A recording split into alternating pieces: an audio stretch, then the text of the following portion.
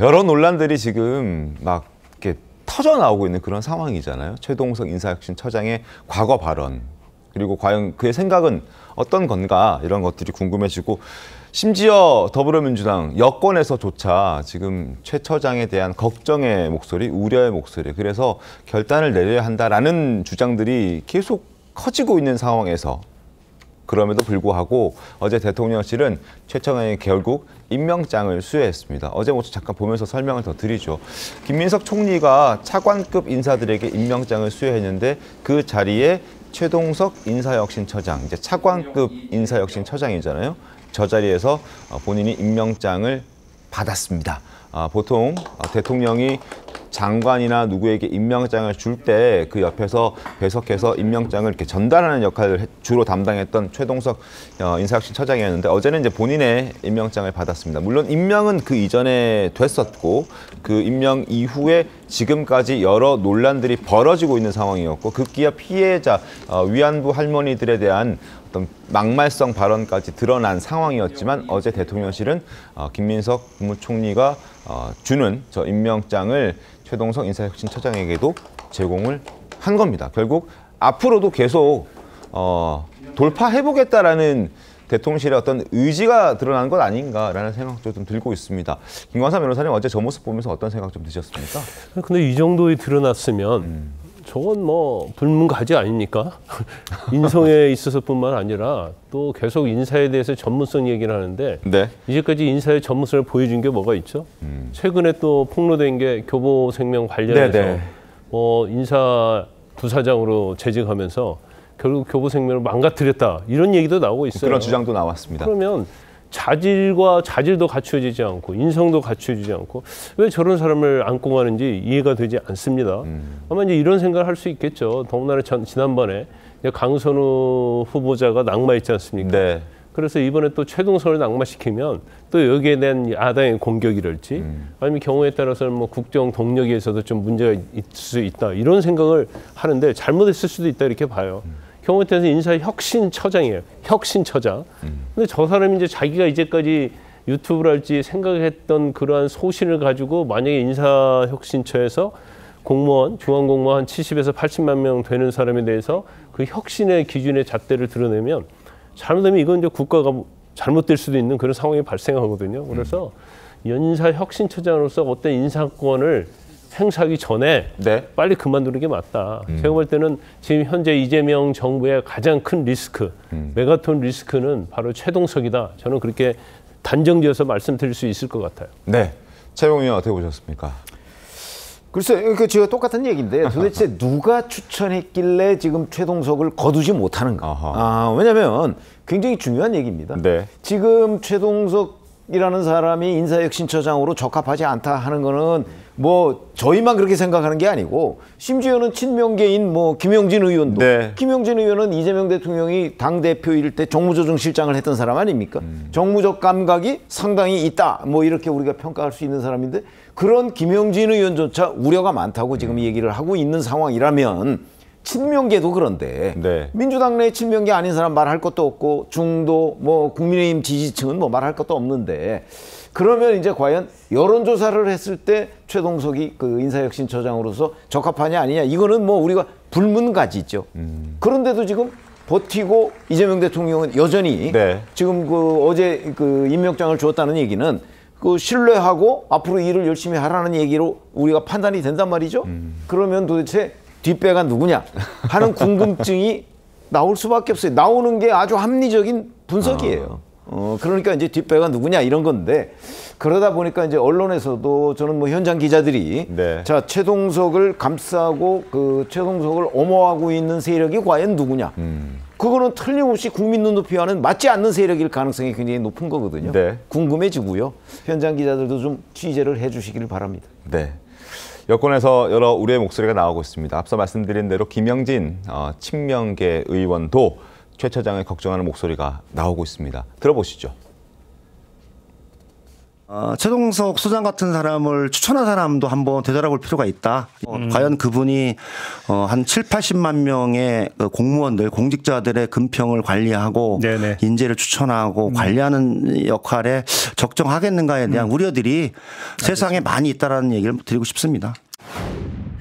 사과로 정리가 되기에는 과거 행적들이 너무 많이 나오고 있어서 다른 인터뷰를 보니까 민주당의 한 의원님들께서도 조금 더 나오면 이제 이재명 대통령에게 부담을 드릴 수 있겠다라고 하는 측면에 저는 공감을 합니다. 그러니까요. 조기현 변호사님 과연 누가 추천했을까요? 뭐 일각의 보도를 보면 유튜브를 직접 이재명 대통령이 보고 나서 발탁했다 이런 얘기도 있고 또 성남 라인이라고 하는 그 김현지, 김용채 이 두 비서관이 추천했다라는 얘기도 있고 뭐 확인되지 않은 얘기들이긴 합니다만 그런저런 얘기들이 많이 나오거든요. 혹시 뭐 들어보신 게 있으실까요? 추천과 관련해서? 대통령이 뭐 직접 하거나 이 대통령과 오랫동안 직접 아는 관계, 뭐 과거 보면 성남시장부터 스터디 모임을 하거나 이런 분들이 있잖아요. 네. 그렇게 지근거리에서 같이 해온 분은 아닌 것으로 알고 있고요. 그런가요? 이번 인사 추천 과정에서 추천을 받은 것 같은데 어디로부터 받았는지는 진짜 모르겠습니다. 네. 아무도 몰라요 지금. 예, 여기저기 나오는 분들 다 물어봐도. 여러 가지 사항을 종합해 보면 뭐 네. 인사 전문가고 이재명 대통령에게 매우 우호적인 발언을 해왔다는 것은 분명하기 때문에 인사혁신처장으로서 인사개혁 관련돼서 정부 조직에 뭐 어떤 특별한 역할을 기대했던 것 같습니다. 그러니까 뭐 한간의 비판처럼 이재명 대통령을 무조건적으로 옹호한 이 자체를 평가한 것은 아니었다고 알고 있고요. 어쨌든 지금 뭐 김영진 의원님 말씀대로 저런 우려 뭐 당연히 안 할 수가 없죠. 자고 나면 뭐 새로운 내용들이 나오고 게다가 이제 오늘 뭐 위안부 할머니, 피해자 할머니 같은 발언의 경우에는 당시에 뭐 윤미향 의원에 대해서 너무 과잉 수사 아니냐 비판하는 일부 사람들의 의견은 있었지만 그렇다고 해서 위안부 할머니를 비판한 정도까지는 나가서는 안 되는 거거든요. 이건 선을 넘은 거죠. 그래서 이게 과연 감당할 수 있을까? 민주당으로서는 이제 대통령의 부담이기도 하지만 여당인 민주당으로서도 여러 가지 부담감을 느끼고 있는 것이고 다만 어쨌든 이건 대통령의 인사권 영역이기 때문에 직접적인 진퇴 여부를 뭐 공개적으로 말씀하기는 어렵지만 여러 우려의 목소리들은 전달되고 있지 않을까 싶습니다. 근데 개인적으로 그 저희들의 경험으로 보면 저는 이재명 대통령이 직접 추천을 했다. 뭐 추천이 아니죠. 그러니까 직접. 이재명 대통령이 직접 그 선택을 한 거지요. 그렇게 보는 이유가 어디에 있냐면 자 예를 들어서 다른 사람이 추천했다고 했을 경우에 자 추천을 받아서 이재명 대통령 그러면 한번 검증해 봅시다 이렇게 됐을 거거든요. 그러면 이제 이재명 대통령실이 아무리 검증을 허술하게 하거나 검증 시스템이 무너졌다고 할지라도 이거는 그냥 유튜브 몇 개만 보면 바로 나오는 거예요. 그렇죠? 지금 친명계가 걱정을 하고 있을 정도의 상황이면 그 아마 한 30분만 봐도 유튜브 몇 개에 이건 정말 문제가 있는데 이렇게 될 거 아니겠어요. 그렇죠? 그렇게 됐을 거라고요. 추정컨대. 그런데도 강행했잖아요. 그 얘기는 무슨 얘기냐면 저는 개인적으로 검증을 안 했다고 보는 거죠. 그럼 검증을 왜 안 했느냐? 대통령이 직접 선택한 사람이기 때문에 저는 개인적으로 저희들의 경험으로 보면 대통령이 직접 선택한 사람은요 그 검증팀도 함부로 이 사람 부적격입니다 이렇게 얘기 못하는 경향이 있어요. 그래서 그걸 그대로 적용해 보면 이거는 대통령 추천이 맞다고 본다. 저는 그런 생각을 합니다. 그리고 이만큼 논란이 되면 저도 이제 현장에서 취재를 해본 경험에 비춰봤을 때 물어볼 수밖에 없습니다. 더불어민주당 관계자라든지 뭐 원내대표라든지 아니면은 대통령실 출입하는 기자들이면 대통령실에 있는 사람들에게 당연히 물어보는 거죠. 그리고 대답을 듣고 뭐 기사를 쓰든가 아니면은 보고를 하든가 여러 가지 과정들을 거칠 텐데 물어봤음에도 아직까지 관련해서 명확한 기사가 나오지 않았다는 얘기는 그들도 함구하고 있는 것이고 만약에 그들이 함구하고 있는 이유가 무엇일까 라는 추측을 해보면 감히 말하지 못하는 사람이 추천하고 혹시 지명했던 것 아닌가 하는 생각을 해볼 수도 있지 않나. 현장 기자로서 어떤 그런 느낌도 있지 않습니까? 맞습니다. 사실 정말 이번 논란이 이례적인 게요. 너무나 오래 가고 끊임없이 새로운 게 나오고 나오는 것마다 정말 충격적이고 네. 그런 상태거든요. 지금 앵커 말씀하신 대로 이 정도 됐으면은 누구 추천이야, 누구 추천이야. 안 물어보는 기자가 이상한 그렇죠. 기자예요. 안 물어보는 기자가 이상하고 이 정도 시간이 흘렀으면은 당연히 누구 추천이야. 이름 나오고 답이 나와야 되는 그렇죠. 상황이죠. 그 사람에 대한 책임론이 부각이 되고 지금 그런 과정이 하나도 없이 도대체 누가 추천했나 이 얘기만 계속 나오고 있잖아요.